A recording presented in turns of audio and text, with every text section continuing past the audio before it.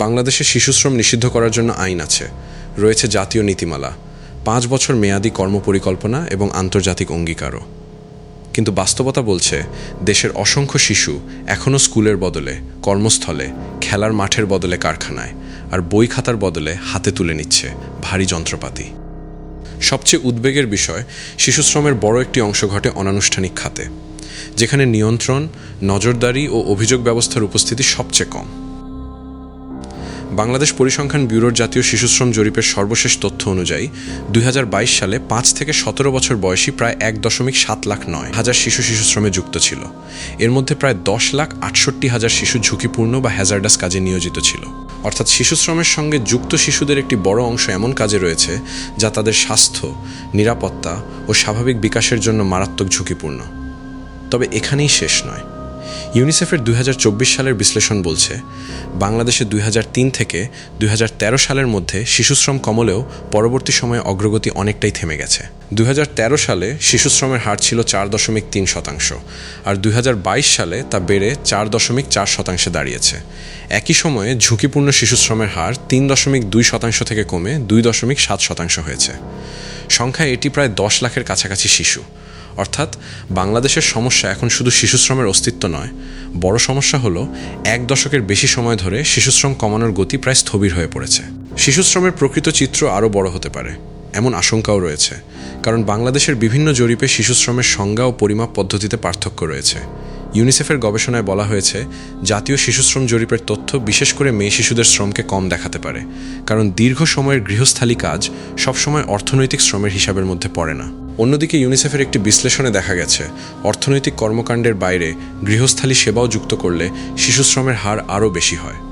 এই জায়গাটি অনুসন্ধানের জন্য সবচেয়ে গুরুত্বপূর্ণ, কারণ কারখানায় কাজ করা শিশুকে শনাক্ত করা তুলনামূলক সহজ হলেও গৃহকর্মী, রাস্তার হকার, রেস্টুরেন্টের কর্মী, ছোট ওয়ার্কশপের সহকারী, পরিবহন শ্রমিক কিংবা পরিবারের সঙ্গে কাজ করা শিশুকে পরিসংখ্যানে ধরা অনেক কঠিন। আইন অনুযায়ী শিশুদের জন্য ঝুঁকিপূর্ণ কাজের একটি নির্দিষ্ট তালিকা রয়েছে।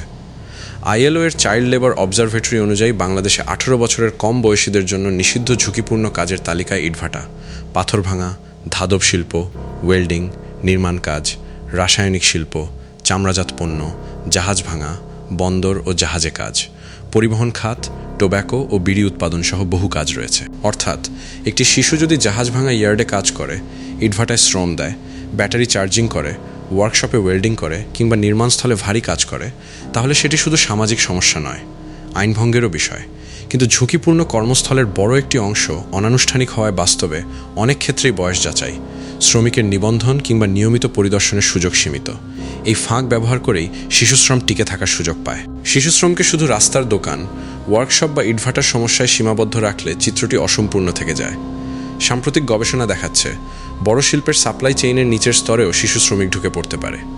2026 সালে প্রকাশিত একটি গবেষণায় বাংলাদেশের রেডিমেড গার্মেন্ট বা RMG সাপ্লাই চেইনের সাবকন্ট্রাক্টেড ফ্যাক্টরি এবং অনিবন্ধিত কর্মস্থলে শিশুশ্রমের উপস্থিতির কথা উঠে এসেছে। গবেষণাটিতে সাক্ষাৎকার নেওয়া অপ্রাপ্তবয়স্ক অংশগ্রহণকারীদের সবাইকে RMG কারখানায় অবৈধভাবে নিয়োজিত শিশু শ্রমিক হিসেবে শনাক্ত করা হয়েছিল।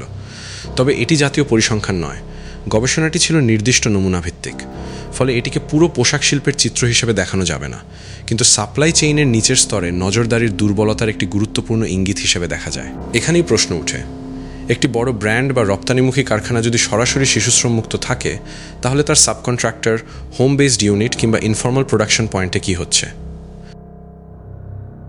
বাংলাদেশে শিশুশ্রমের আরেকটি অদৃশ্য অংশ রয়েছে রাস্তায়। ইউনিসেফের 2024 সালের গবেষণা অনুযায়ী দেশে 3.4 মিলিয়নের বেশি শিশু প্যারেন্টাল কেয়ার ছাড়া স্ট্রিট সিচুয়েশনের মধ্যে রয়েছে। এদের অনেকেই ভিক্ষাবৃত্তি, বর্জ্য সংগ্রহ, গৃহকর্ম, রেস্টুরেন্টে কাজ ও বিভিন্ন ধরনের দিনমজুরি কাজে যুক্ত থাকে। পরিবার থেকে বিচ্ছিন্ন শিশুদের ক্ষেত্রে যৌন শোষণ ও অপরাধমূলক কর্মকাণ্ডে জড়িয়ে পড়ার ঝুঁকিও বেশি। এখানে শিশুশ্রম শুধু আয় করার বিষয় নয়, এর সঙ্গে যুক্ত হয়ে যায় ট্রাফিকিং, অ্যাবিউজ, এক্সপ্লয়টেশন এবং এডুকেশন থেকে সম্পূর্ণ বিচ্ছিন্ন হয়ে পড়ার ঝুঁকি। বাংলাদেশ ইতোমধ্যে ILO এর গুরুত্বপূর্ণ কনভেনশন র্যাটিফাই করেছে।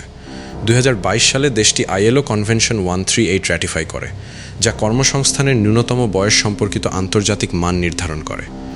দেশে বাংলাদেশ শ্রম আইন, জাতীয় শিশুশ্রম নিরসন নীতি এবং শিশুশ্রম বিলোপে জাতীয় কর্মপরিকল্পনাও রয়েছে।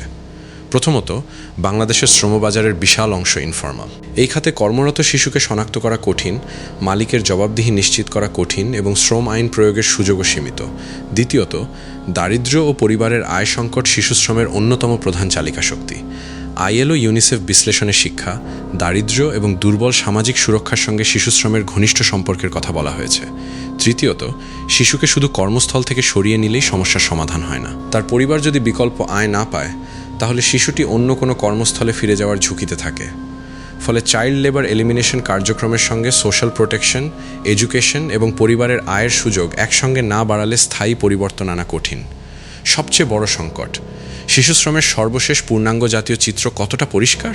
বাংলাদেশ পরিসংখ্যান ব্যুরোর ওয়েবসাইটে জাতীয় শিশুশ্রম জরিপ 2022 এখনও সর্বশেষ জাতীয় চাইল্ড লেবার সার্ভে হিসেবে তালিকাভুক্ত রয়েছে। এটাই অনুসন্ধানের একটি গুরুত্বপূর্ণ প্রশ্ন তৈরি করে। 2022 সালের পর দেশের অর্থনীতি, মূল্যস্ফীতি, শিক্ষা ব্যবস্থা, শ্রমবাজার এবং নিম্ন আয়ের পরিবারের বাস্তবতায় বড় পরিবর্তন এসেছে। কিন্তু শিশুশ্রমের জাতীয় পরিস্থিতি বোঝার জন্য নতুন পূর্ণাঙ্গ সার্ভে ডাটা এখনও সীমিত।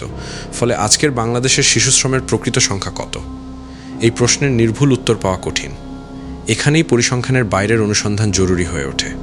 ইউনিসেফের গবেষণায় দেখা গেছে, যারা স্কুলে যায় না তাদের মধ্যে শিশুশ্রমে যুক্ত হওয়ার প্রবণতা অনেক বেশি। অর্থাৎ শিক্ষা থেকে ঝরে পড়া এবং শিশুশ্রম একে অপরকে শক্তিশালী করে। একটি শিশু যখন পরিবারের আয়ের জন্য কাজ করতে শুরু করে, তখন তার স্কুলে ফেরার সম্ভাবনা কমতে থাকে। কিছু ক্ষেত্রে কাজের সময় এত দীর্ঘ হয় যে নিয়মিত স্কুলে যাওয়াই অসম্ভব হয়ে পড়ে। আর শিক্ষা থেকে ছিটকে পড়লে ভবিষ্যতে ভালো চাকরির সুযোগও কমে যায়। এভাবেই তৈরি হয় দারিদ্র্য ও শিশুশ্রমের একটি চক্র। 2015 সালে বিশ্ব সম্প্রদায় 2025 সালের মধ্যে শিশুশ্রম বিলোপের লক্ষ্য নির্ধারণ করেছিল। কিন্তু সেই সময়সীমা শেষ হওয়ার পরও বিশ্বে প্রায় 138 মিলিয়ন শিশু শিশুশ্রমে যুক্ত রয়েছে।